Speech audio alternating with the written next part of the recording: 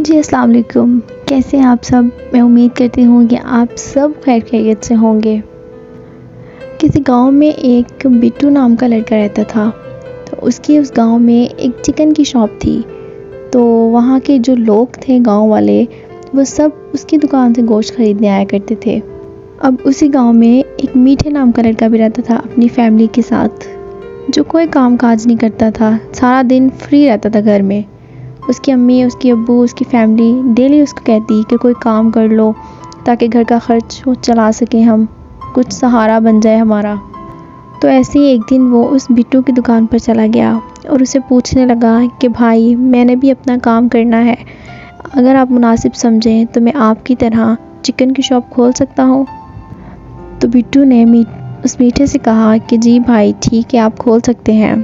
तो अब उस बिट्टू ने सब कुछ बता दिया, जिस तरह वो अपनी शॉप पे चिकन लेके आता है, कहाँ से लेके आता है, हर चीज़ उसको बता दी। तो मीठे ने पूछा, क्या मैं आपकी शॉप के सामने अपनी दुकान लगा सकता हूँ? तो उस बिट्टू ने कहा, ठीक है, आप लगा सकते हैं। तो उसने उसको लगाने की इजाज़त दे दी। अब अगले ही दिन जो मीठा है वो उस फॉर्म वाले की दुकान पे जाता है जहाँ से वो मुर्गियाँ ख़रीद कर लाएगा। वो उसे कहता है कि भाई, आप मुझे उधार मुर्गियाँ दे दें, मैं आपको जैसे ही मुनाफा होगा मैं आपको सारे पैसे लौटा दूँगा। वो कहता है कि मैंने अभी दुकान शुरू की है अपनी, मुझे उम्मीद है कि मुझे बहुत सारा मुनाफा होगा और जो मुझे मुनाफा होगा मैं आपको आपके सारे पैसे वापस कर दूँगा। अब वो उससे उधार मुर्गियाँ ले आता है और अगले ही दिन अपनी शॉप ओपन कर लेता है। 2-3 दिन ऐसे ही गुजर जाते हैं और सोचता है कि मेरे पास तो कोई नहीं आ रहा, क्यों ना मैं अपना जो मैंने रेट रखा हुआ है उसको मैं कम कर दूं। उसने 200 रुपये किलो रखा हुआ था, लेकिन जब उसने देखा कि उसके पास कोई नहीं आ रहा, कोई कस्टमर नहीं आ रहा, तो उसने अपना जो रेट था वो 150 कर दिया। अब जो गांव वाले लोग थे वो बिट्टू के बजाय मीठे के पास जाने लग गए। बिट्टू ये देखकर बहुत परेशान हुआ। वो मीठे से आकर कहता है कि भाई, आपका मैंने भला किया और आपने मेरे साथ क्या किया, आपने तो मेरे गाहक भी सारे ले लिए। और बिट्टू ये कहकर वहाँ से चला जाता है।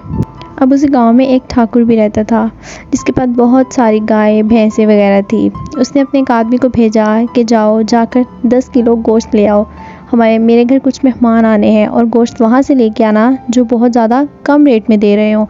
अब वो आता है और उसने वो देखता है कि बिट्टू के पास रेट ज़्यादा है, 200 रुपये किलो दे रहा होता है, लेकिन जो मीठा है उसके पास 150 होता है। और वो मीठे के पास जाता है और उसको कहता है कि भाई, 10 किलो गोश्त दे दो, हमारे ठाकुर के घर कुछ मेहमान आने हैं। और मीठा ये सुनकर बहुत खुश हो जाता है और वो कहता है कि आप जाएं, मैं तो उनका बहुत बड़ा फ़ैन हूँ, मैं खुद उनके घर गोश्त लेकर आऊँगा। अब वो आदमी अपने ठाकुर को आकर बताता है कि जिसके पास मैं गोश्त लेने गया वो तो आपका बहुत बड़ा फ़ैन निकला।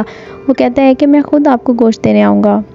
अब मीठा जब गोश्त लेकर आता है तो वो देखता है ठाकुर के घर इतनी सारी भैंसें हैं, इतनी सारी गायें हैं, तो वो देखकर बहुत ज़्यादा हैरान हो जाता है। और वो कहता है ठाकुर से कि आपने इनको क्या खिलाया हुआ है कि ये इतनी बड़ी और इतनी हेल्दी हैं। और वो ठाकुर कहता है कि ये एक बहुत ही राज की बात है, आओ मैं तुम्हें बताता हूँ। अब वो उसे एक कमरे में ले जाता है, वहाँ पे बहुत सारी दवाइयाँ पड़ी हुई होती हैं और ठाकुर कहता है कि मैं ये दवाइयाँ अपने जानवर को खिलाता हूँ, भैंसों को खिलाता हूँ, गाय को खिलाता हूँ, जिसकी वजह से ये इतनी मोटी हैं और इतनी बड़ी हैं। अब मीठा कहता है कि आप थोड़ी सी दवाई मुझे दे दें ताकि मैं अपनी मुर्गियों को खिलाऊँ और वो भी इतनी बड़ी हो जाएँ और मैं उनसे बहुत ज़्यादा मुनाफा कमा सकूँ। ठाकुर कहता है कि इस बार तो मैं तुम्हें दे देता हूँ, लेकिन अगली बार जब तुम लेने आओगे तो मैं ये दवाइयाँ तुम्हें 5000 की दूंगा। तो वो कहते हैं कि चलें ठीक है, इस बार तो दे दें आप। अब वो मीठा जो होता है वो घर आकर दवाइयाँ अपनी मुर्गियों की खुराक में डाल देता है। अब देखते ही देखते वो रात हो जाती है और रात जब सुबह होती है तो वो मुर्गियाँ उसकी बकरे जितनी बड़ी हो जाती हैं। जब वो देखता है तो वो बहुत ज़्यादा हैरान हो जाता है और खुश भी हो जाता है। अब वो उन मुर्गियों को लेकर अपनी दुकान पर चला जाता है।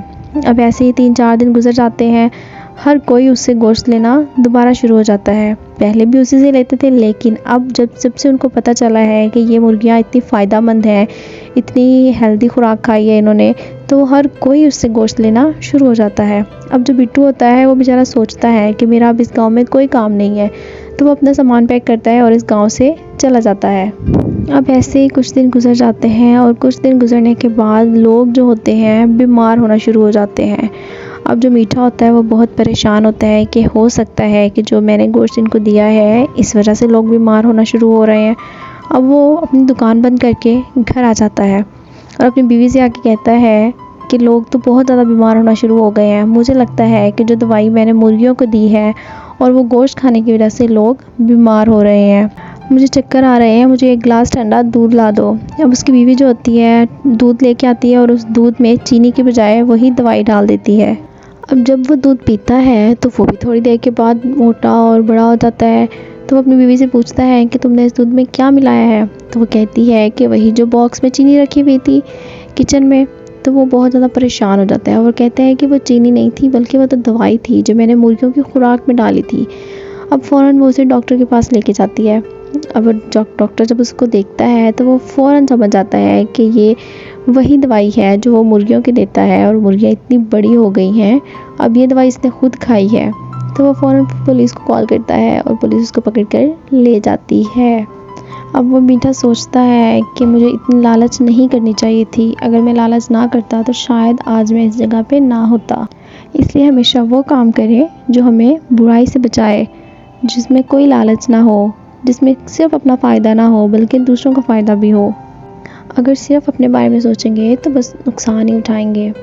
मैं उम्मीद करती हूँ कि आपको मेरी वीडियो पसंद आई होगी। पसंद आई हो तो लाइक करें, कमेंट करें, शेयर करें। दुआ में याद रखें, हंसते रहें, मुस्कुराते रहें। अल्लाह हाफिज़।